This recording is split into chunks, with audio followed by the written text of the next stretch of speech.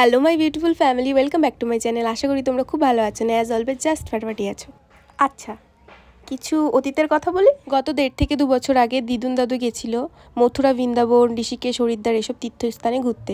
দিদুন বলেছিল বাড়ি ফিরে এসে সবাইকে নিয়ে একসঙ্গে ঘুরতে যাবে মায়াপুর। তো সেটাও আমরা গেছিলাম। তখন দাদুকে নিয়ে যেতে পারিনি, মানে দাদুই যেতে চায়নি। আসলে দাদুর একটা বাড়িতে গরু আছে, তো দিদুন দাদু একসঙ্গে চলে গেলে গরুটার টেক কেয়ার কে করবে।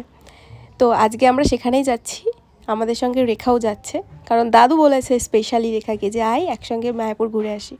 এটা আমাদের কাছে একটা স্মৃতি হয়ে থাকবে। তো আমি ভিডিওটা বানিয়েছি তোমাদেরকে শেয়ার করব বলেই, অনেক লেট করে শেয়ার করছি। গেছিলাম কিন্তু 1 মাস আগেই, তো একটু লেট হয়ে গেছে, বাট এটা ভেবে শেয়ার করছি ভিডিওটা আমি সবসময় দেখতে পারবো। মায়াপুর এমনিতেই আমাদেরকে প্রচণ্ড টানে, মাঝে মধ্যেই আমরা চলে যাই ছুটতে।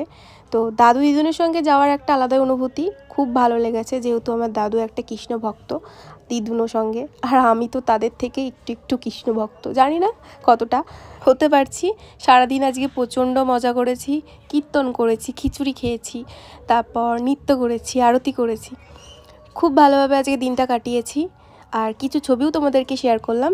আজকের ভিডিওটা এখানেই এন্ড করছি। ভালো লাগলে do like, comment and subscribe করতে ভুলো না। চলো আজকের মতো বাই।